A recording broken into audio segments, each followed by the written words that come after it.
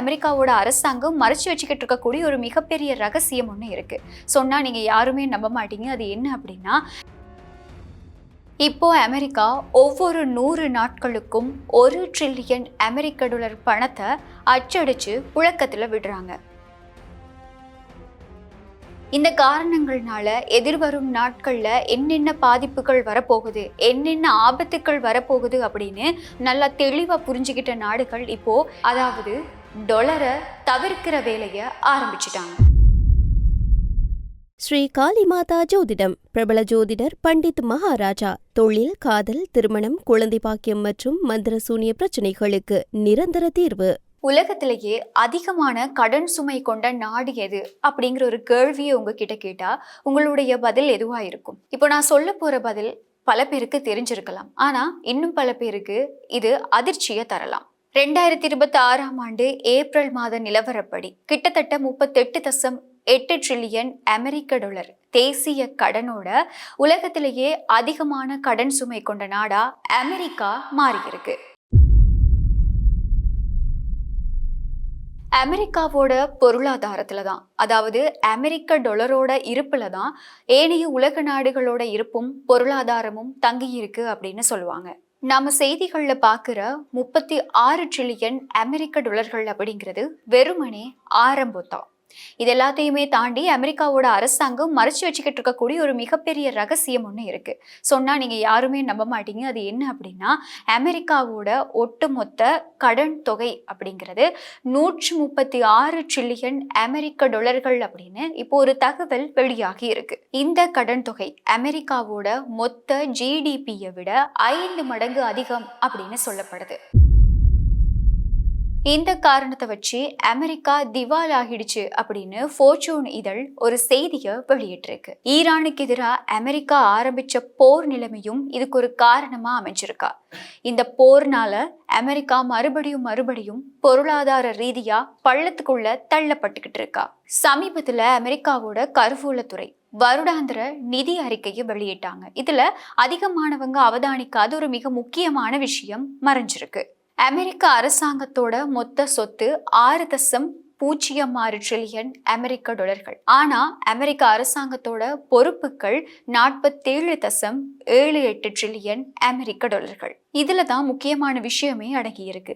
Statement of social insurance அப்படிங்கிற தனி ஆவணத்துல social security, அது மட்டும் இல்லாம மெடிக்கேர் கணக்குகளை தனியா மறைச்சு வச்சிருக்காங்க. இது எல்லாத்தையுமே சேர்த்தா அமெரிக்காவோட மொத்த கடன் தொகை 136 டிரில்லியன் அமெரிக்க டாலர்களா பார்க்கப்படுது. இதோட தீவிர தன்மையை ஒரு சின்ன உதாரணத்துல சொல்லணும் அப்படின்னா, இந்த உலகத்துல மனித வரலாற்றிலேயே பூமியிலிருந்து எடுக்கப்பட்ட மொத்த தங்கத்தோட மதிப்பே 20 டிரில்லியன் அமெரிக்க டாலர்கள் தான். ஆனா அமெரிக்கா கொடுக்க வேண்டிய கடன் தொகை அந்த மதிப்பில் இருந்து 7 மடங்கு அதிகம். இப்படி திருப்பி வழங்க முடியாத இந்த கடனுக்கு அமெரிக்க அரசாங்கம் எடுத்திருக்கக்கூடிய ஒரே ஒரு வழிமுறை என்ன அப்படின்னா, பணத்தை அச்சடிக்கிறது. இப்போ அமெரிக்கா ஒவ்வொரு 100 நாட்களுக்கும் 1 டிரில்லியன் அமெரிக்க டாலர் பணத்தை அச்சடிச்சு புழக்கத்துல விடுறாங்க. இதனால என்ன பாதிப்பு அப்படின்னு நீங்க ஒரு கேள்வியை கேட்கலாம். அரசாங்கம் பணத்தை அச்சடிக்க உங்ககிட்ட இருக்க பணத்தோட மதிப்பு குறைஞ்சிக்கிட்டே போகும். இப்படி பணத்தை அச்சடிச்சு புழக்கத்துல விடுறதுனால தான் அமெரிக்காவோட பெட்ரோல் டீசல் விலையில இருந்து அத்தியாவசிய பொருட்கள் விலையில இருந்து எல்லாமே அதிக விலைக்கு இப்போ விற்பனை செய்யப்படுது. இதனால அமெரிக்கர்களோட வாழ்வாதாரம் அதிக அளவுல பாதிக்கப்பட்டும் இருக்கு. இந்த காரணங்கள்னால எதிர்வரும் நாட்கள்ல என்னென்ன பாதிப்புகள் வரப்போகுது, என்னென்ன ஆபத்துக்கள் வரப்போகுது அப்படின்னு நல்லா தெளிவா புரிஞ்சுக்கிட்ட நாடுகள் இப்போ டீடொலரைசேஷனை ஆரம்பிச்சிருக்காங்க. அதாவது டொலரை தவிர்க்கிற வேலையை ஆரம்பிச்சுட்டாங்க. டொலருக்கு பதிலா தங்கம், அது மட்டும் இல்லாம அவங்களுடைய நாட்டுல இருக்கக்கூடிய நாணயத்தாள்கள்ல வர்த்தகம் செய்ய ஆரம்பிச்சிருக்காங்க. இதுக்கு முக்கியமான காரணம் என்ன அப்படின்னா, ஒரு நாட்டோட அந்நிய செலாவணி டொலரா இருந்தா டொலர் வீழ்ச்சி அடையும் போது அந்த நாட்டோட பொருளாதாரமும் நிச்சயமா வீழ்ச்சியை சந்திக்கும். ஒவ்வொரு நாட்டோட பெட்ரோல் டீசல் விலை அதிகரிக்கிறதுக்கு இதுவும் மிக முக்கியமான ஒரு காரணமா பார்க்கப்படுது. இப்போ எங்க எல்லாராலையுமே நம்பப்பட்டு வந்த அந்த பழைய நிதி முறைமை முழுமையா மாற்றப்பட்டு வருது. எதிர்வரும் நாட்கள்ல வரக்கூடிய ஆபத்துக்களை தவிர்க்கிறதுக்காகவே அமெரிக்க ட்ரெஷரி ஒரு உண்மையை வெளிப்படையா உலக நாடுகளுக்கு சொல்லியிருக்கு.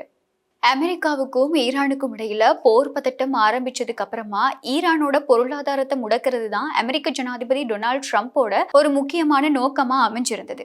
இதுக்கப்புறமா ஈரான் மிக முக்கியமான ஹோர்மூஸ் நீரிணையோட கப்பல் போக்குவரத்தை முடக்குறாங்க. இப்படி முடக்கினதுக்கு அப்புறமா டாலரோட ஆதிக்கம் குறைவடைஞ்சுக்கிட்டே வருது. ஈரான் இந்த கப்பல் போக்குவரத்துல ஈடுபடக்கூடிய கப்பல்கள் கிட்ட வசூலிக்க போறதாகவும் பல செய்திகள் வெளியாகி இருந்தது. ஆனா இதுக்கு டாலரை பயன்படுத்த போறது இல்ல அப்படின்னும் சீனாவோட யுவான்ல தான் செலுத்தப்படும் அப்படின்னும் பல தகவல்கள் வெளியாகிட்டு இருந்தது.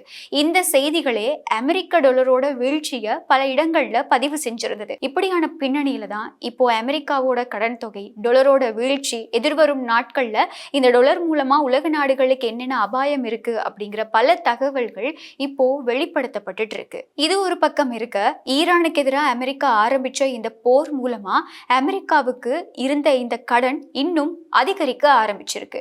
ஏற்கனவே இந்த ஆண்டுக்காக பாதுகாப்பு துறைக்கு அமெரிக்கா ஒதுக்கி இருந்த பட்ஜெட் நிதி தொகைக்கும் அதிகமா அமெரிக்காவோட இந்த செலவுகள் அதிகரிக்கப்பட்டிருக்கதா, அதாவது இந்த போருக்கான செலவுகள் அதிகரிக்கப்பட்டிருக்கதா பல செய்திகள் வெளியாகி இருந்தது. இதற்கு முன்னாடியும் அந்த தகவல்களை பத்தி ஒரு விரிவான காணொளியில விளக்கி இருந்தோம்.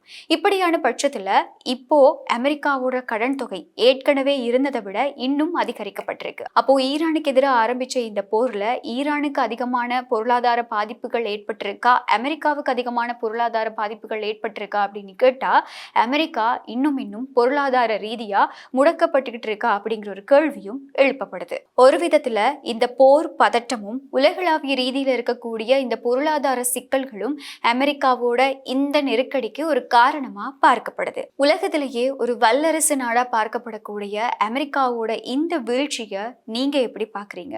டாலரோட ஆதிக்கம் வெகு விரைவில் முடிவுக்கு வரப்போகுதா அப்படிங்கிற தொடர்பா உங்களோட கருத்துக்களை கமெண்ட்ல சொல்ல மறக்காதீங்க. ஸ்ரீ காளிமாதா ஜோதிடம் பிரபல ஜோதிடர் பண்டித் மகாராஜா. தொழில், காதல், திருமணம், குழந்தை பாக்கியம் மற்றும் மந்திர சூனிய பிரச்சனைகளுக்கு நிரந்தர தீர்வு.